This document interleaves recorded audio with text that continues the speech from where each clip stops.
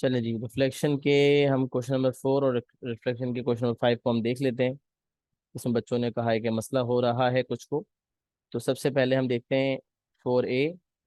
The triangle A is mapped on to triangle B और we have to describe fully the single transformation. क्योंकि अब तक हमने सिर्फ रिफ्लेक्शन पढ़ी है, लिहाजा डिस्क्रिप्शन में हम खाली रिफ्लेक्शन ही लिख सकते हैं। बट जब भी हम डिस्क्राइब करते हैं तो हम ना सिर्फ ट्रांसफॉर्मेशन का नाम लिखते हैं, बल्कि वो ख़ास चीज़ भी जिक्र करते हैं, उस खास चीज़ को भी बताते हैं जो जिससे रिप्रेजेंट हो रही होती है वो ट्रांसफॉर्मेशन। तो रिफ्लेक्शन में वो खास चीज़ का नाम लाइन ऑफ रिफ्लेक्शन है, लिहाजा मुझे लाइन ऑफ रिफ्लेक्शन यानी कि मिरर लाइन का जिक्र भी करना पड़ेगा। अब आप ये देखें, जब भी आपका जो कोरस कोई एक ऑब्जेक्ट पॉइंट पकड़ लें, आप ट्राइंगल ए में एक एक पॉइंट आप मार्क कर लें, ये ऑब्जेक्ट है और इसकी कॉरस्पॉन्डिंग इमेज आप देख लें, ये है। तो एक और चीज़ आप देखेंगे, आपको फ्लिप हुआ हुआ नजर आ रहा है। तो जब फ्लिप हुआ हुआ होता है तो ये जब वर्टिकली फ्लिप हो रहा है, वर्टिकली फ्लिप हो रहा है, इसका मतलब लाइन ऑफ रिफ्लेक्शन हॉरिजॉन्टल है। एक बात तो ये समझ आती है, जो आपका ट्राइंगल था, इसका ये जो ट्राइंगल की नोक है ये नीचे की तरफ थी और फ्लिप होने के बाद ये नोक ऊपर की तरफ चली गई। तो ये आपका जो ट्राइंगल है ये फ्लिप हो रहा है। फ्लिप होने के बाद ट्राइंगल की जो नोक नीचे की तरफ थी वो ऊपर की तरफ हो गई, और क्योंकि वर्टिकल फ्लिप है लिहाजा लाइन ऑफ रिफ्लेक्शन हॉरिजॉन्टल होगी। अच्छा, इस तरह नहीं समझ आता तो भी मसला नहीं, कोई भी ऑब्जेक्ट पॉइंट लें और कॉरस्पॉन्डिंग इमेज पॉइंट लें। और मैंने ये बताया था कि line of reflection is the perpendicular bisector of the line joining any object point and it's corresponding image. किसी भी ऑब्जेक्ट पॉइंट को कॉरस्पॉन्डिंग इमेज से जब ज्वाइन करते हैं, किसी भी ऑब्जेक्ट पॉइंट को उसकी कॉरस्पॉन्डिंग इमेज से जब ज्वाइन करते हैं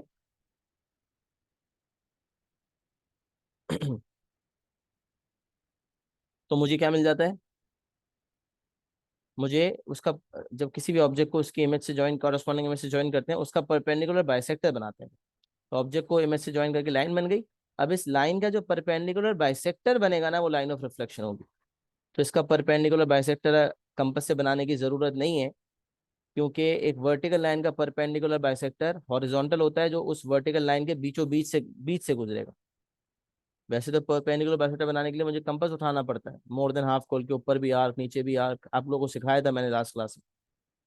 लेकिन यहाँ पर क्योंकि क्योंकि जो ऑब्जेक्ट टू इमेज वाली लाइन है वो वर्टिकल लाइन है, लिहाजा line of reflection horizontal line होगी, क्योंकि परपेंडिकुलर बाइसेक्टर हॉरिजॉन्टल होगा। और परपेंडिकुलर भी है, बाइसेक्टर भी है, तो वर्टिकल का परपेंडिकुलर हॉरिजॉन्टल लाइन होती है और बाइसेक्ट मतलब बीचों बीच गुजरेगी लाइन।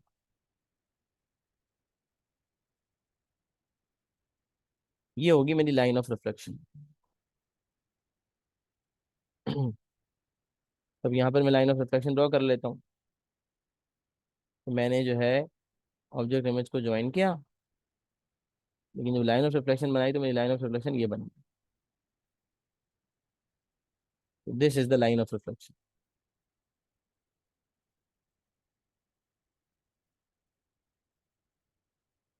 लाइन ऑफ रिफ्लेक्शन, इसका इक्वेशन है y = 3। जब डिस्क्राइब करूंगा तो I will say that it is a reflection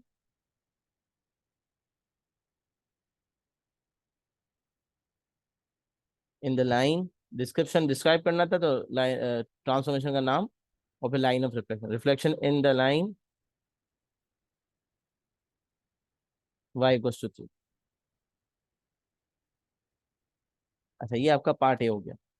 part B की तरफ अगर हम आते हैं, तो यहाँ से ये लर्निंग हुई कि अगर ऑब्जेक्ट और इमेज को ज्वाइन करके वर्टिकल लाइन बनती है तो परपेंडिकुलर बाइसेक्टर हॉरिजॉन्टल होगा, जो वर्टिकल लाइन के बीच से गुजरेगा। अगर कभी ऑब्जेक्ट और इमेज को ज्वाइन करने वाली लाइन हॉरिजॉन्टल होती है तो उसका परपेंडिकुलर बाइसेक्टर वर्टिकल होगा, जो हॉरिजॉन्टल लाइन के बीचों बीच गुजरेगा। लेकिन कभी अगर ऑब्जेक्ट और इमेज वाली लाइन, ऑब्जेक्ट को इमेज से ज्वाइन करने पे जो लाइन बन रही है वो स्लांटिंग लाइन, ना वो वर्टिकल है ना हॉरिजॉन्टल है, तो लाइन ऑफ रिफ्लेक्शन भी स्लांटिंग होगी। अच्छा, इसका भी मैंने आपको तरीका बताया था, मैं आपको रिव्यू करा देता हूँ। अब यहाँ देखें, triangle P is mapped on to triangle Q. ये बहुत इंपॉर्टेंट देखा करें कि कौन सा ऑब्जेक्ट है और कौन सा इमेज है। तो P triangle triangle P object है और ट्राइंगल क्यू जो है वो इमेज है। तो पी जो है फ्लिप होने के बाद क्यू हासिल हो रहा है। अब आप देखें, फ्लिप जो है ना वो स्लांटिंग फ्लिप है, ये ना ये वर्टिकल फ्लिप है ना ये हॉरिजॉन्टल फ्लिप है। ये जो है स्लांटिंग में ही फ्लिप फ्लिप हो रहा है, यूं ये चीज थी, फ्लिप हो गई, ये हो गई। तब एक पॉइंट आप देख सकते हैं कि पी का जो पॉइंट था वही क्यू का पॉइंट है। तो ये कौन सा पॉइंट है, कौन सा पॉइंट है ये? इस पॉइंट में कोई तब्दीली नहीं आई। तो मैंने क्या सिखाया था, जिस पॉइंट में कोई तब्दीली ना आए वो कौन सा पॉइंट होता है?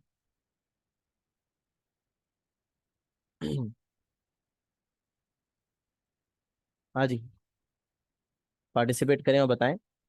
वो पॉइंट जिसमें कोई तब्दीली ना आए वो कौन सा पॉइंट कहलाता है?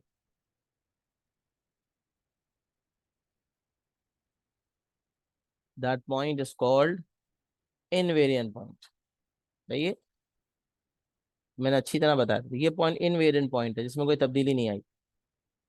अच्छा, ऑब्जेक्ट पॉइंट यही था, उसकी इमेज भी यही है। अच्छा, अब पी पी का ऑब्जेक्ट है, ये ऑब्जेक्ट पॉइंट है, ये इसका इमेज पॉइंट है।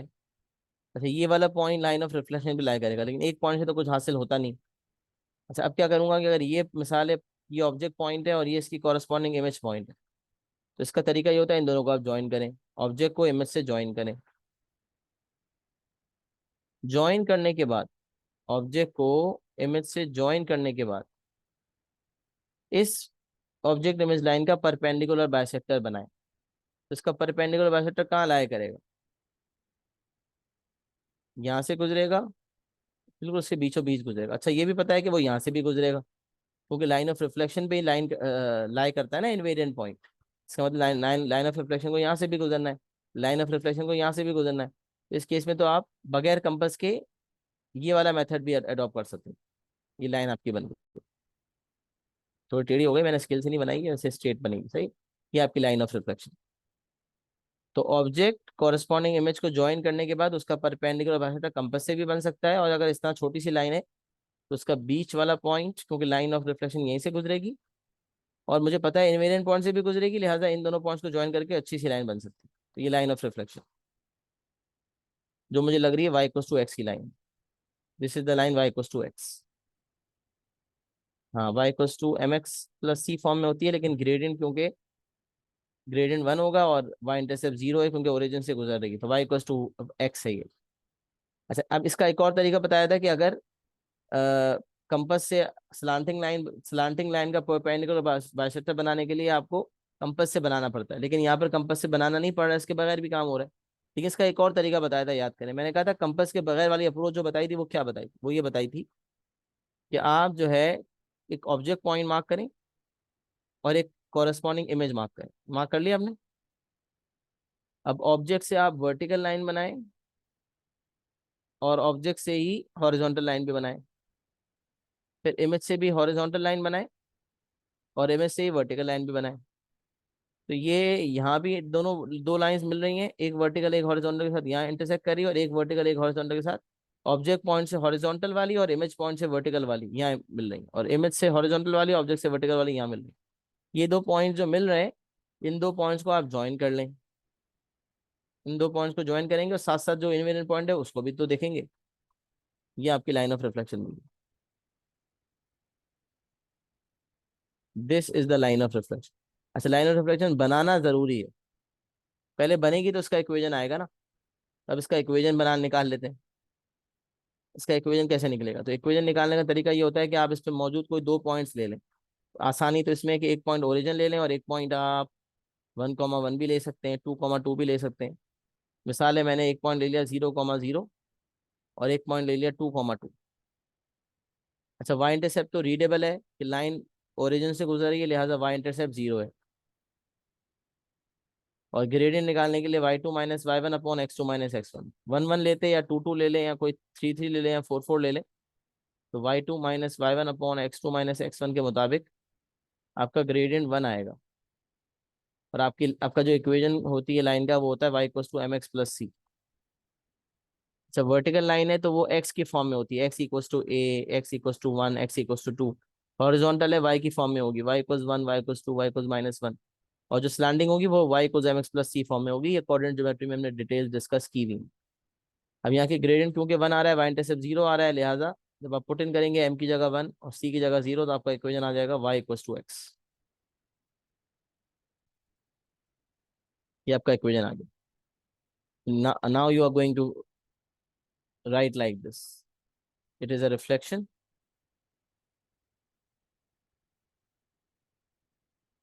Reflection in the line y equals to x.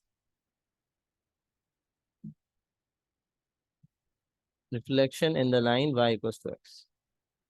Line of reflection के लिए कैसी वर्किंग करनी है मैंने आपको पूरा बता दी। अब बताएं, क्वेश्चन 4 क्लियर हो गया? 4 का पार्ट ए और पार्ट बी अब सबको क्लियर है?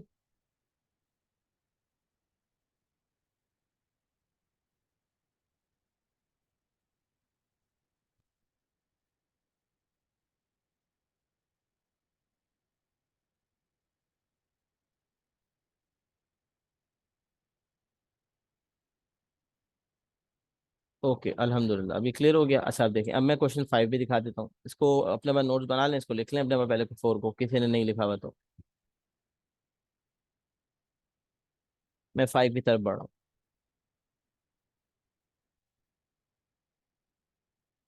सही है, थोड़ी देर के लिए मैं क्लियर कर रहा हूँ उसको 5 पे जाने से पहले। तो 5 भी करवा देता हूँ उसका। Given that M is a reflection which maps point A on to B, given also that P is a triangle, draw M P. अब देखें, ये जिस तरह से सवाल लिखा हुआ है ना, इस अंदाज को समझें। पहले उसने एम को बयान किया, what is M.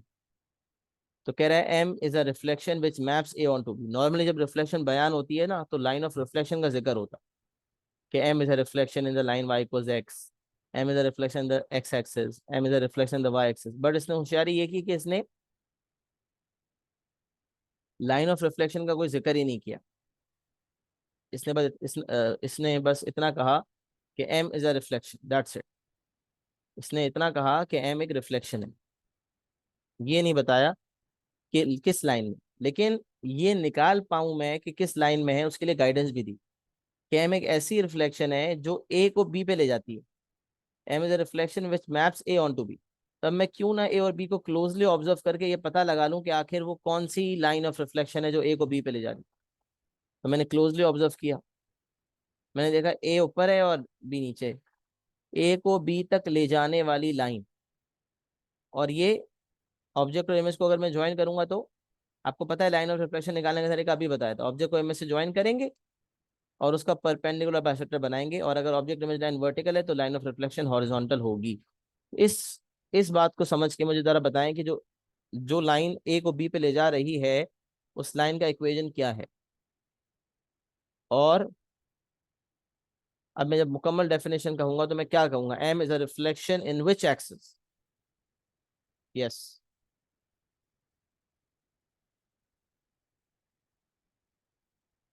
Everyone to participate. जितने क्लास में मौजूद हैं सबने जवाब देना है।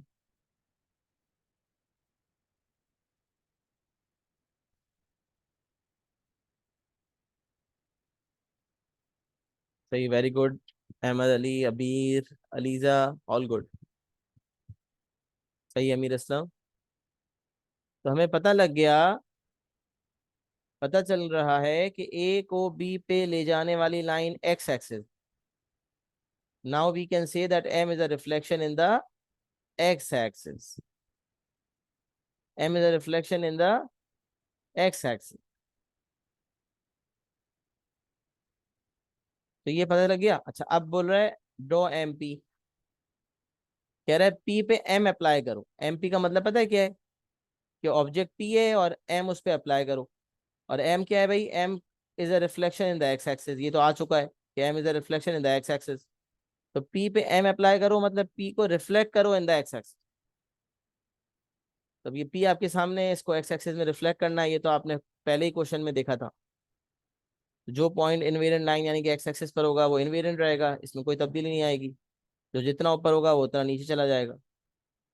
लिहाजा पहले हमने ए और बी को ऑब्जर्व करके ये पता लगाया कि M is a reflection in the X axis, और फिर हमने पी को हमने रिफ्लेक्ट कर दिया। पी पे हमने एम लगाया मतलब पी को रिफ्लेक्ट कर दिया इन द एक्स एक्सिस। तो आप देखें, जो पॉइंट एक्स एक्सिस पे था वो एक्स एक्सिस पे रहा, जो जितना ऊपर था वो उतना नीचे चला गया, जो दो ऊपर था वो दो नीचे चला गया, जो एक ऊपर था वो एक नीचे चला गया। तो ये आपने जो मैंने बनाया, this is the required triangle that we were told to draw. ये मेरा आंसर होगा। सवाल में यही मुझे ड्रॉ करना था। मैंने ड्रॉ कर लिया। जी जनाब। इसका कोई नाम होता कि M P is equal to Q, तो फिर मैं यहाँ लिख देता क्यू, कि एम जब पी पे अप्लाई हुई तो क्यू आया।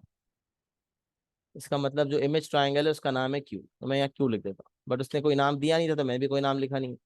मुझे बताएं क्वेश्चन 5 की समझ आ गई है सबको?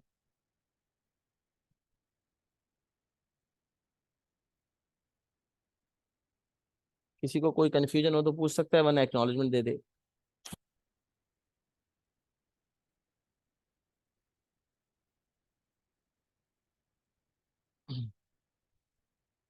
चलिए अलहमदिल्ला, फिर हमने ये इस सवाल का जो है क्वेश्चन 4 क्वेश्चन दोनों करके रिफ्लेक्शन के सवाल मुकम्मल कर लिए अल्हम्दुलिल्लाह।